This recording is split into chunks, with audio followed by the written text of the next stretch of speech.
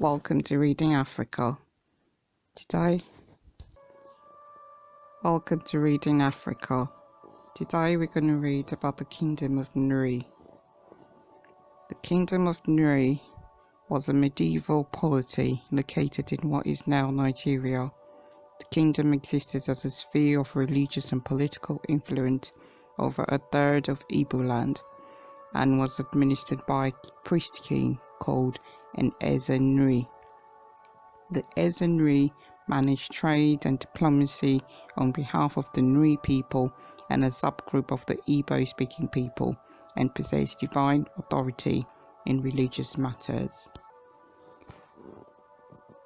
The kingdom was established in the 10th century and surrendered to the British Empire rule in 1911. Its government was an elective monarchy. The kingdom was a haven for all those who had been rejected in their communities, and also a place where slaves were set free from their bondage. Nri expanded through converts, gaining neighboring communities' allegiance not by force. Nri's royal founder, Nri, is said to be a sky being that came down to earth and then established civilization. One of the better known remnants of the Nri civilizations is manifested in the Igbo Uku artifacts.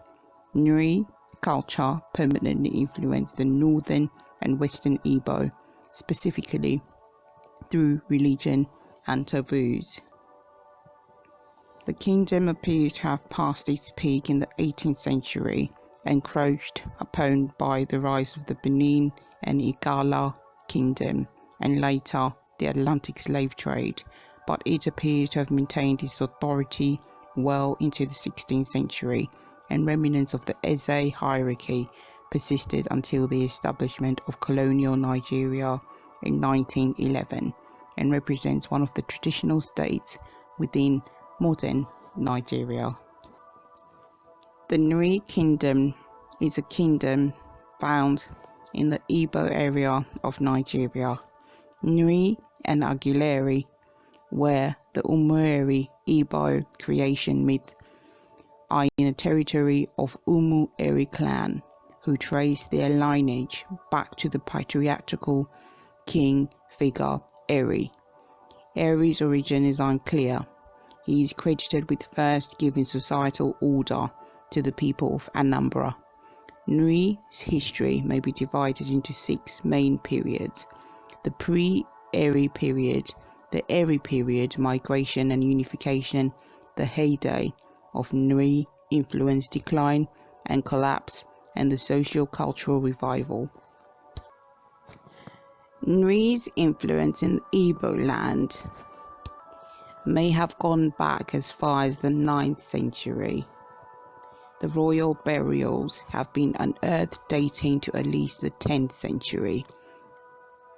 Eri, the godlike founder of Nri, is believed to have settled in the region around 1500 BC. The first Eze, Nri, follows directly after him. According to Angulu, oral tradition suggests an accession of Nri in 1043 AD. In 1911, the names of 19 Eze Nri were recorded, but the list is not easily converted into chronological terms. Tradition holds that at least 7 years would need to pass upon the death of an Eze Nri before a successor would be determined. The intergram served as a period of divination of signs from the deceased Eze Nri, who would communicate his choice of successor from beyond the grave in the 7 or more years ensuing upon his death. Regardless of the actual date, this period marks the beginning of Nri kingship as a centralized institution. Expansion of the Kingdom of Nri was achieved by sending Burichi or converts to other settlements. Allegiance to the Eze Nri was obtained not by military force, but through ritual or oath. Religious authority was vested in the local king and ties were maintained by travelling Burichi. By the late 16th century, Nri's influence extended well beyond the nuclear northern Igbo region to Igbo settlements on the west bank of the Niger and communities affected by the Benin Empire. At the height of the Kingdom of Nri, Nri had an influence in over roughly a fourth of Igbo land and beyond. Nri's influences much of northwestern and western Igbo land lasted from the regions of the 4th Eze and the reign of the 4th Eze to the 9th. After that, patterns of conflict emerged that existed from the 10th to the 14th reigns, which probably reflected the monetary importance of the slave trade. Outside world influence was not going to be halted by native religious doctrine in the face of slave trade's economic opportunities. Hence, Nri's influence declined after the start of the 18th century. British troops forced the reigning Eze Nri to renounce the ritual power of the religion known as the Ikenga, ending the Kingdom of Nri as a political power. Nearly all communities in Igbo land were organized according to a title system. Igbo west of the Niger River and on the east bank developed kingship governing states such as Abo, Onitsha, Ogutu. Their title Obi, apparently from the Benin Empire's Oba. However, the Igbo of Nri developed a state system that was based on ritual power. The Kingdom of Nri was a religio polity, a sort of theocratic state that developed in the central heartland of Igbo region. The Nri had taboo symbolic codes with 6 types. These included human, animal, object, temporal, behavioral, speech, and place taboos. The rules regarding these taboos were used to educate and govern Nri subjects. This meant that while certain Igbo may have lived under different formal administration, all followers of the Igbo religion had to abide by the rules of the faith and obey its representative on earth. An important symbol among the Nri religion was the Omu, a tender palm fruit used to sacralize and restrain. It was used as protection for traveling delegations or safeguarding certain objects. A person or an object carrying an Omu twig was considered protected. The influence of these symbols and institutions extended well beyond Nri, and this unique Igbo socio-political system proved capable of controlling areas wider than villages or towns. For many centuries, the people within the Nri-related areas were committed to peace. This religious pacifism was rooted in the belief that violence was an abomination which polluted the earth. Instead, the Eze Nri could declare a form of excommunication from the Ordinary Nri against those who violated specific taboos. Members of the Ikenga could isolate entire communities via this form of ritual siege. The Eze Nri was the title of the ruler of Nri who had ritual and mystic powers, but not military powers. He was a ritual figure rather than a king in the traditional sense. While the Eze Nri lived relatively secluded from his followers, he employed a group of officials called Nri Nri. These were ritual specialists, especially identifiable by facial sacrifications or ichi, who travelled with ritual staff of peace in order to purify the earth from human crimes. The Nri Nri exercised authority over wide areas of Igbo land and had the power to install the next Eze Nri. Areas under Nri influence, called Ordinary Nri, were open to Nri Nri travelling within them to perform rituals and ensure bountiful harvest or restore harmony in local affairs. Local men within the Ordinary Nri could represent the Eze Nri and share his moral authority by purchasing a series of ranked titles called Oze and Nze. Men within these titles were known as Burichi and became an extension of the Nri's religio-political system. They controlled the means for agriculture and determined guilt or innocence in disputes. Both the Nri priests and the Burichi nobility belonged to the Ikenga, the right hand. The Ikenga god was one dedicated to achievement and power, both of which were associated with the right hand. The Nri maintained its vast authority well into the 16th century.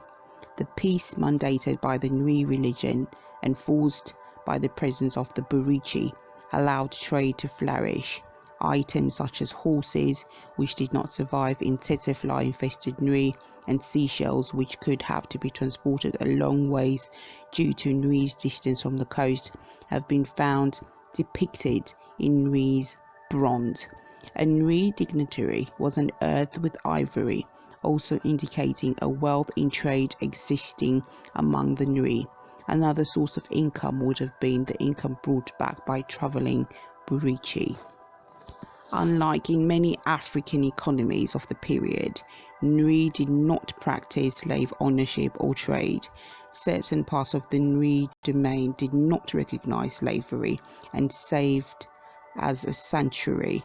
After the selection of the 10th Eze Nri, any slave who stepped foot on Nri soil was considered free. Nri had a network of internal and external trade, which its economy was partly based on. Other aspects of Nri economy were hunting and agriculture. Eri, the sky being, was the first to count the days by their names, Eke, Oye, Afo, and Ngo, which were the names of their four governing spirits. Eri revealed the opportunity of time to the Igbo, who would use the days for exchanging goods and knowledge. Religious beliefs were central to the kingdom of Nri. Nri oral tradition states that a bounty of yams and cocoa yams could be found to the Eze Nri, while blessings were given in return. It was believed that Nri's influence and bountiful amount of food was a reward for the ruler's blessings. Above all, Nri was a holy land for those Igbo who followed its edicts. It served as a place where sins and taboos could be absolved just by entering it. Even Igbo, living far from the center of power, would send abnormal children to Nri for ritual cleansing rather than having them killed, as was sometimes the case for dwarfs or children who cut their top teeth before their lower teeth. Nri people believed that the sun was dwelling place for Anyunu Agbala. Agbala was the collective spirit of all holy beings. Agbala was the perfect agent of Chukwu or Chineke, which is the creator or God, and chose its human and non-human agents only by their merit. It knew no politics. It transcended religion, culture, gender, and worked with the humble and the truthful. They believed Anyuanu, the light, to be the symbol of human perfection that all must seek, and Agbala was entrusted to lead man there. Nri tradition was based on the concept of peace, truth, and harmony. It spread its ideology through the ritualistic Ozo traders, who maintained Nri influence by traveling and spreading Nri practices, such as the Ikenga, to other communities. These men were identified through the ritual facial sacrification they had undergone. Nri believed in cleansing and purifying the earth of human abominations and crimes. The Igu Iro festival was a royal festival the Eze Nri used to maintain his influence over the communities under his authority. Each of these communities sent representatives to pay tribute during the ceremony to show their loyalty. At the end of the Eze Nri would give the representative a yam medicine and a blessing of fertility for their communities. The festival was seen as a day of peace, and certain activities were prohibited, such as planting of crops before the day or the ceremony, the splitting of wood, and unnecessary noise. Igu Aro was a regular event that gave an opportunity for the Eze to speak directly to all the communities under him. That is the end of the reading of the Kingdom of Nri. Thank you for listening.